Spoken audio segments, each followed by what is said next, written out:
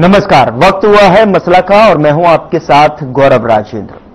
मसला में आज चर्चा करेंगे कांग्रेस नेता और लोकसभा में नेता प्रतिपक्ष राहुल गांधी को हरियाणा के मुख्य निर्वाचन अधिकारी ने रविवार को नोटिस भेजा है। राज्य चुनाव आयोग ने राहुल गांधी द्वारा वोटर लिस्ट में गड़बड़ी के आरोप लगाने को लेकर 10 दिन के अंदर जवाब मांगा है। उन्हें वोटर लिस्ट से संबंधित दस्तावेज और हस्ताक्षरित बयान देने को कहा गया है। राहुल गांधी ने 7 अगस्त को चुनाव आयोग पर वोटर लिस्ट में गड़बड़ी का आरोप लगाया था। उन्होंने प्रेस कॉन्फ्रेंस कर कहा था कि हरियाणा की एक विधानसभा में 1 लाख वोट बढ़ गए हैं, जो कि चिंताजनक है। आज इसी मुद्दे पर हम जानना चाहेंगे और समीकरण जानना चाहेंगे कि किस तरीके से जो है वोटर लिस्ट का जो मामला उठता हुआ दिखाई दे रहा है। बीते दिनों प्रेस कॉन्फ्रेंस कर राहुल गांधी के तेवर देखने को मिले थे, अब उसमें किस तरीके का अब जवाब देते हुए दिखाई देंगे हरियाणा में, चूंकि अब लेटर भी दे दिया गया है। अब सवाल ये भी है कि क्या राहुल गांधी या कांग्रेस ने कभी चुनाव आयोग से वोटर डेटा की आधिकारिक मांग की थी? अगर कोई गड़बड़ी नहीं हुई तो कांग्रेस उसके सबूत कब और कैसे पेश करेगी?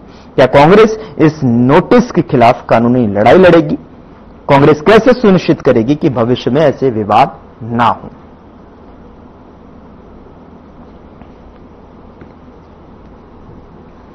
और चर्चा की शुरुआत करते हैं। शुरुआत करने से पहले जो है हमारे साथ आज का पैनल, उसका परिचय मैं आपके साथ करा देता हूं। राजवीर रोहिला, प्रवक्ता भारतीय जनता पार्टी की तरफ से अपना पक्ष रखने के लिए जुड़ रहे हैं, बहुत स्वागत है सर आपका। कमल आंडा जी हैं, प्रवक्ता कांग्रेस की तरफ से अपना पक्ष रखने के लिए जुड़ रहे हैं, बहुत स्वागत है मैम आपका।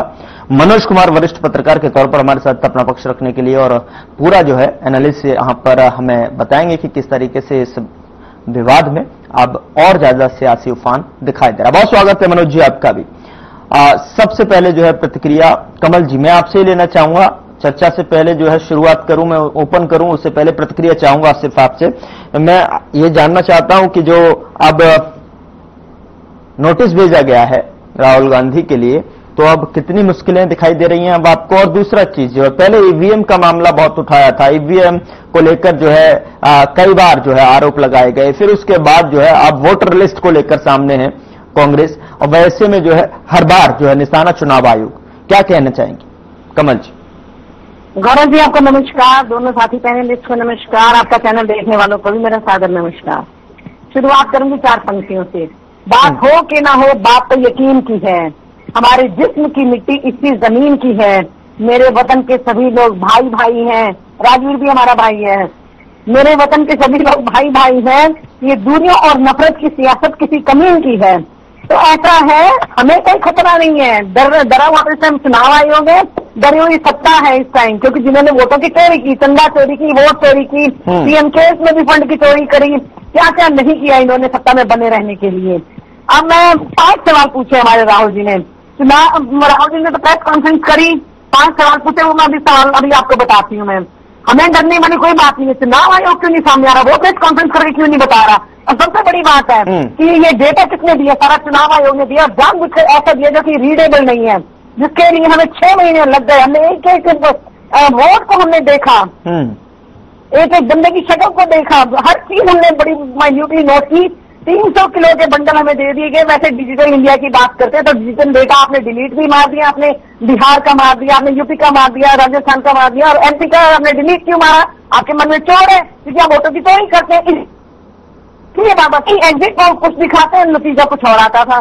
तो हमें देखो, मैं तो हरियाणा की भी शुरू से बात कर रही हूँ, मैं शुरू से ही कह रही हूँ, वोट परसेंटेज 61.19% था, वहां से आते आते 7 तारीख को जो है ये 67.9% कैसे होगा? 14 लाख वोटों का घपला हुआ उसमें, ठीक है। ये मैं शुरू से ही कह रही, वोटों की चोरी हुई है, और 4 स्ट्रांग रूम खोले गए, कैमरे बंद किए गए, लाइटें बंद करी गई, तो हमें कोई डर नहीं है। मतलब एक तो चोरियों का तो सीना चोरी में बताएंगे, डरने वाले नहीं है राहुल जी, ना उनके कोई प्रवक्ता ही, ना उनका कोई लीडर डरता, कांग्रेस का कोई भी बंदा नहीं डरता, वो देश के साथ है, क्योंकि हमें अपने देश से प्रेम है। दूसरी 5 सवालों की मैं बात करूंगी जो राहुल जी ने पूछे। उन्होंने बाकायदा पूरी पावर पॉइंट पीपीटी दी है, 200 पत्रकार बैठे हुए थे। आप वहां थे या नहीं थे गौरव जी मुझे नहीं पता, लेकिन अभी जी न्यूज भी करके हटी हूँ, वहां के पत्रकार भी वहां पर बैठे हुए थे। डुप्लीकेट वोटर्स, यानी कि जो एक बार से अधिक बार वोट कर रहे हैं, वो 11,989। इनवैलिड एड्रेसेस, हाउस नंबर 0 या 00 या 00/000, ठीक है, ऐसे वोटर्स के नाम ऐसे वोटर्स हैं 40,000 नाम, वोटर्स इन सिंगल एड्रेस 10,452, यानी कि एक एक कमरा जहां पर कि वो जब चेक किया गया तो भाजपा के कार्यकर्ता का घर निकला, जिसमें सिर्फ एक ही कमरा था, बीच में ही रसोई से, बीच में ही वॉशरूम भी था। तो ऐसे वोटर जो हैं सिंगल एड्रेस पे एक एक जगह पे, मतलब एक कमरे में 80-80 लोग दिखाए जा रहे हैं, कहीं 100 भी, कहीं 46 भी, कहीं 250 भी दिखाए जा रहे हैं। तो ऐसे वोटरों की संख्या 10,452 है। और एक चीज आपको बीच में बता दूं मैं कि इंडिया टुडे जो इंग्लिश न्यूज चलाता है, उसने जाके सच ने वेरीफाई की और उसने बताया कि राहुल जी जो कह रहे हैं सच कह रहे हैं। ठीक है, इनवैलिड फोटोज, यानी कि फोटो की जगह डॉट लगी हुई है। क्या मतलब है ये? क्लियर, हमारी तो वोटर कार्ड पे क्लियर फोटो है, तो उनकी फोटो पे डॉट क्यों है? क्योंकि झूठे आपने वो बनाए हैं, फर्जी वोट बनाए हैं। अच्छा, मिस यूज ऑफ फॉर्म 6, जिसमें कि कोई भी व्यक्ति जो है नया जब वो वोटर बनता है तो फॉर्म 6 बढ़ता है। तो ऐसे लोगों की संख्या 33,692 है, जिसमें 60 साल के, 70 साल के, 90 साल के लोग नए वोटर बन रहे हैं। कमाल की बात है ना। और वहां के मैं बता दूं आपको, जो जहां पर महादेवपुरा में ये सब हुआ, वहां के पत्रकार ने बताया कि यहाँ पर 2-4 दिन पहले ही जो है धर्मशालाएं सारी बुक, सारे पेइंग आपके बुक, सारे होटल बुक, शाम को 5 बजे बसें आती हैं, उसमें से उतर के लोग वोट डालते जाते हैं। डालते तो ईवीएम के माध्यम से ही है ना।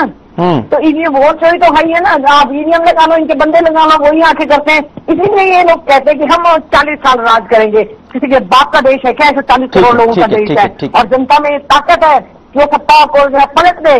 जनता के वोट में, इसीलिए आप बिहार में वोट काट रहे हैं, जिसको आप SIR का नाम दे रहे हैं, जिसके खिलाफ प्रदर्शन हो रहा है। ऑपरेशन सिंदूर में संसद ने बहुत सवाल उठाए, प्रधानमंत्री को जवाब दे नहीं पाए, सब झूठ बोलकर निकल लिए, जवाब नहीं दिया ऑपरेशन सिंदूर पर। दूसरी बात, अभी सुनिए जरा, अभी SIR पर भी हो रहा है। ठीक है, मैं डिबेट ओपन करता हूं, थोड़ा सा चर्चा को आगे बढ़ाते हैं, और जो मैं फिर वापस मैं आपके पास आऊंगा।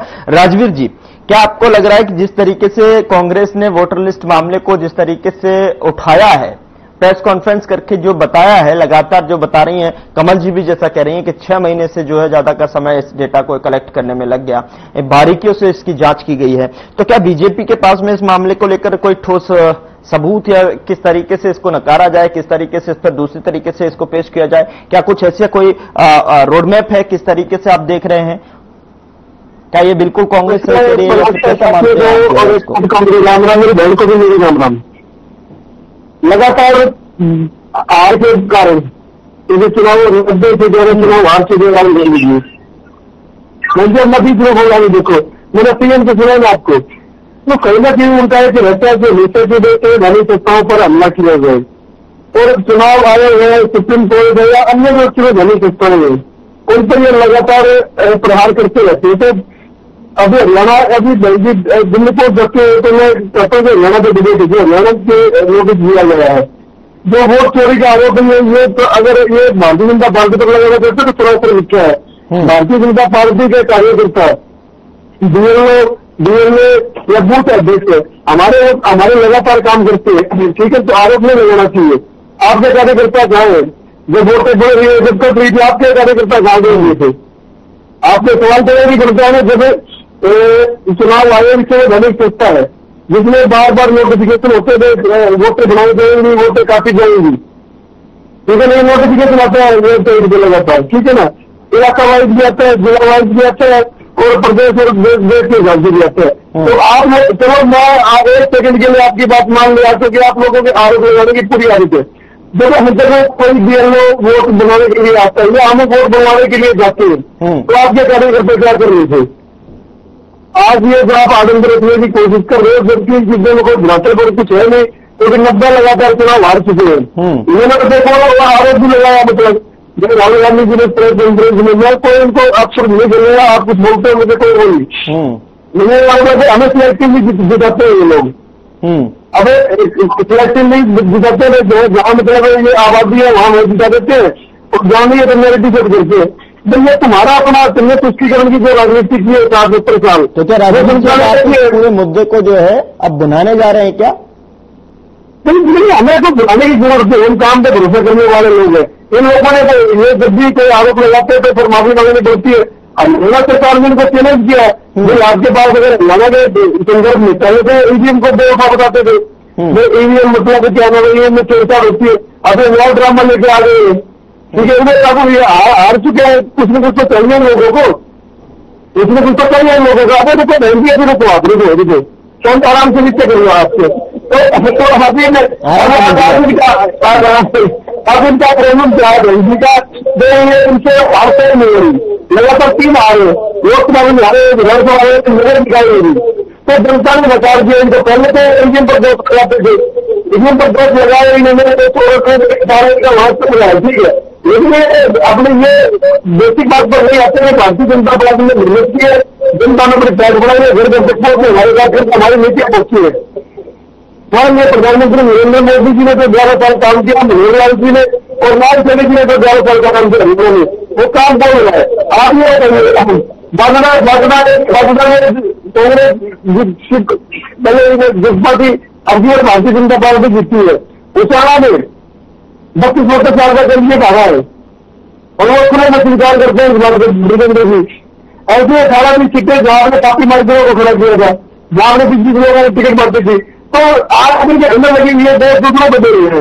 तो कहीं के जो आरोप लगाए, इन आरोपों का, इन आरोप जो चुनाव आयोग ने नोटिस भेजा है, तो फिर हमें सोचता है उनको जवाब देंगे, और मुझे नहीं तो जवाब और शपथ पत्र साथ साथ देना चाहिए, तो पता नहीं चलेगा। ठीक है कमल जी एक छोटा सा रिस्पांस कीजिए, जरा जो आप रिस्पॉन्ड कीजिए, क्या कहना चाह रही हैं, फिर जो है मनोज जी मैं आपके पास आ रहा हूँ। करने में मेहनत की है आपने, ईवीएम की मशीनें स्ट्रांग रूम के अंदर बाहर आते जाते हमने भी देखी है। मैं तो शुरू से ही कह रही हूँ 61.19% से 67.9% वोट कैसे हो गया 7 अक्टूबर को, और 8:46 पर नायब सिंह सैनी ने, जो कि आपका सुन लो पहले, जो कि जिन लोग कहते हैं गरीब का बेटा, अरे वो भी आपके माइनिंग घोटाला बाज है, रेत का, रोड़ी का, बजरी का, मेरे को तो पता चला। सुनिए, और उसने क्या कहा 8:46 को 7 तारीख को रात को सारी व्यवस्थाएं हो गई है, हम सरकार बनाने जा रहे हैं। इसका क्या मतलब था, उसका जवाब दो। और चुनाव आयोग कहते हैं स्वायत्त संस्था है, कहाँ स्वायत्त रह गई। अभी ज्ञानेश कुमार आया, वो किसका खास है, वो तड़ी पार का खास है, उसको IAS ऑफिसर था, वो उसको रिटायर करवा के वहां से अपने पास लेके आया कि भैया तू हमारे साथ चल, हमारे ही कहने में काम करियो। 2.5 लाख उसको तनख्वाह मिलती है, 2.5 लाख से ज्यादा की सुविधाएं मिलती हैं उसको। ये भी सुन ले मेरा भाजपा का भाई, भाजपा का प्रवक्ता भाई।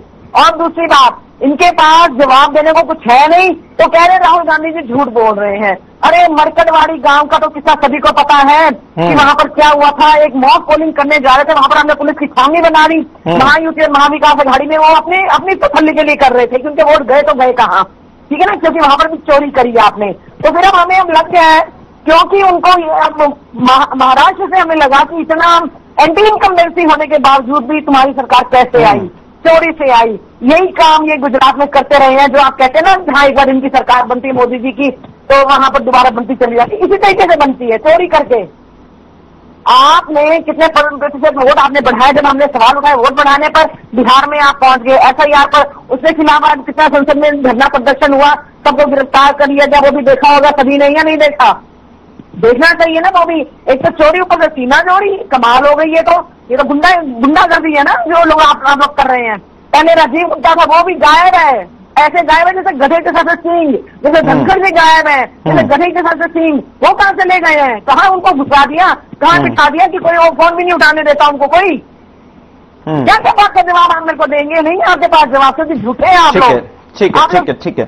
ठीक है कमल जी, मैं आपके पास वापस लौटूंगा, लेकिन यहाँ पर मुझे छोटे से ब्रेक के लिए रुकना, और ब्रेक के बाद जो है चर्चा लगातार जारी है। और मनोज जी, मैं आपसे समझने की कोशिश करूंगा कि क्या जो है ये व्यक्तिगत राहुल गांधी का मसला है, जो कि वोटर लिस्ट का मामला उठाया है, चूंकि उनको जो नोटिस दिया गया है उस पर कहीं ना कहीं कांग्रेस अब घिसती नजर आ रही है, गिरती नजर आ रही है, और यहाँ पर कहीं ना कहीं अब उनको जवाब देना होगा।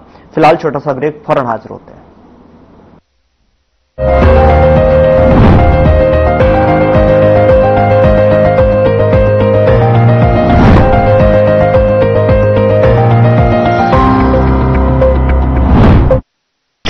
लोग खाते पीते तो बहुत बढ़िया है, पर फिर भी उनकी सेहत नहीं बनती।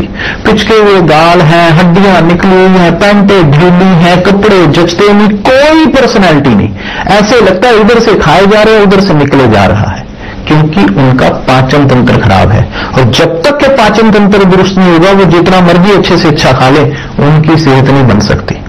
इसलिए हमारी संस्था सन्यासी आयुर्वेदा ने एक ऐसी दवा का निर्माण किया है जो कि आपके लिवर को, आपके पाचन तंत्र को दुरुस्त करने का काम करती है, ताकि आप जो भी खाएं उसका पूरे का पूरा निचोड़ आपके शरीर को लगे, आपकी भूख बढ़े, खाया पिया सही से लगे, नया खून बने, हड्डियों में जान आए, वजन बढ़े और आप मोटे तगड़े खूबसूरत पर्सनैलिटी के मालिक बन जाएं। सिर्फ 699 रुपए की पूरे 1 महीने की दवा होती है और आप इसे घर बैठे 01145454545 पर फोन करके दवा मंगवा सकते हैं।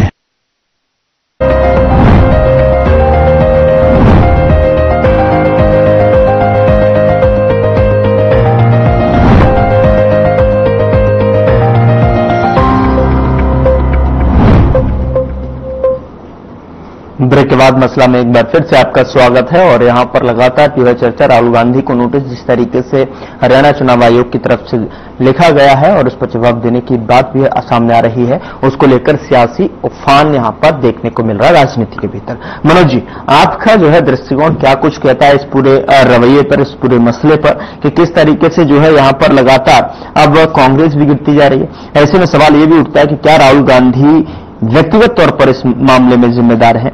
और दूसरी तरफ अगर बात की जाए तो ऐसे में जो है क्या ये सिर्फ जो है इसका चुनावी लाभ उठाने के लिए इस तरीके का कदम उठाया गया, इस तरीके का जो दुरुपयोग का वोटर डेटा का जो है यहां पर बताया जा रहा है, जैसे बीजेपी लगातार कहती नजर आ रही है जो है? मनोज जी देखिए, जब से राहुल गांधी ने ये मुद्दा उठाया है तो धीरे धीरे जो है सभी पॉलिटिकल पार्टीज में भी एक इशू को उठाने लगा और आज आपने देखा कि सभी पॉलिटिकल पार्टी साथ थे आज, जिस तरह से राहुल गांधी जी इलेक्शन कमीशन के ऑफिस जा रहे थे और आज आपने दिन भर देखा कि किस तरह से जो है उनको अरेस्ट किया गया और फिर बाद में छोड़ा गया।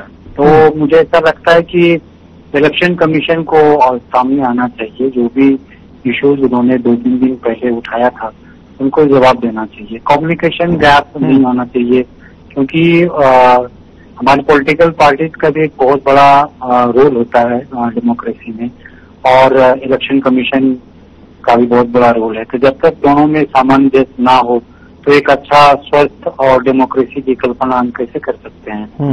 और जहां तक ये वोटर लिस्ट की अगर हम बात करें तो शुरू से ही जो है, जैसे इनिशियली जो है बैलेट पेपर पे इलेक्शन होता था तो उस समय जो है बूथ कैप्चरिंग की बात आती थी, तो फिर इलेक्शन कमीशन सामने आते थे और वो क्लेरिफाई करते थे, कम्युनिकेशन गैप नहीं होता था। फिर जो है ईवीएम टेम्परिंग की बात आई, फिर जो है वोटर्स बढ़ाने की बात आई, फिर जो है बिहार में बहुत वोटर्स को घटाने की बात आ रही है। तो मुझे ऐसा लगता है कि एक कम्युनिकेशन गैप नहीं होना चाहिए। इलेक्शन कमीशन लेकिन इससे पहले जो हमने ईवीएम का मुद्दा भी देखा था, किस तरीके से जो है विपक्ष ने ईवीएम का मुद्दा जो है उठाया था, पूरे देश से जो है कहीं ना कहीं उन्होंने प्रदर्शन देखने को मिले थे ईवीएम को लेकर, लगातार जो है कई प्रदर्शन देखने को मिले थे और उस पर कहा गया था कि ईवीएम में गड़बड़ी है, लेकिन क्या हुआ? अब फिर बता रहे हैं इसको लेकर के, ईवीएम को लेकर के भारतीय जनता पार्टी भी क्वेश्चन रेज किया था जब कांग्रेस पार्टी जो है सरकार में थी 2009 से 14 के बीच में, उसमें एक बुक भी लिखा गया था। उसके बाद जो है अगर कांग्रेस उस समय अगर कुछ रेक्टिफाई करते या कुछ उनके इश्यूज को एड्रेस करते तो शायद अब जो भारतीय जनता पार्टी की सरकार है और उसमें जो कांग्रेस क्वेश्चन उठा रही है तो शायद ये उठाना नहीं पड़ता। तो पार्टी जो है वो थोड़ा सा एक्टिव होना चाहिए और मुझे ऐसा लगता है कि इलेक्शन कमीशन को सामने आना चाहिए। जितना जल्दी ये इश्यूज को एड्रेस किया जाएगा उतना कम जो है भ्रमित लोगों में भ्रम फैलेगा। जितना जल्दी एड्रेस करें, क्योंकि जितना लोगों में ये चीज अगर ये बढ़ते जाता है कि मैन ये कि राहुल गांधी जी है, लीडर ऑफ अपोजिशन है, ये एक भारत की एक अच्छी संस्था मानी जाती है, लीडर ऑफ अपोजिशन का पोस्ट भी बहुत बड़ा होता है। अगर वो कोई क्वेश्चन रेज करता है तो इलेक्शन कमीशन को जरूर कॉन्फिडेंस होना चाहिए, नहीं तो डाइवर्ट नहीं करना चाहिए, मेरा ये मानना है, ताकि लोगों में एक भ्रम ना फैले। एक इलेक्शन कमीशन एक पायस संस्था है और डेमोक्रेसी हमारा एक पायस संस्था है हमारे यहाँ। इसके बिना हम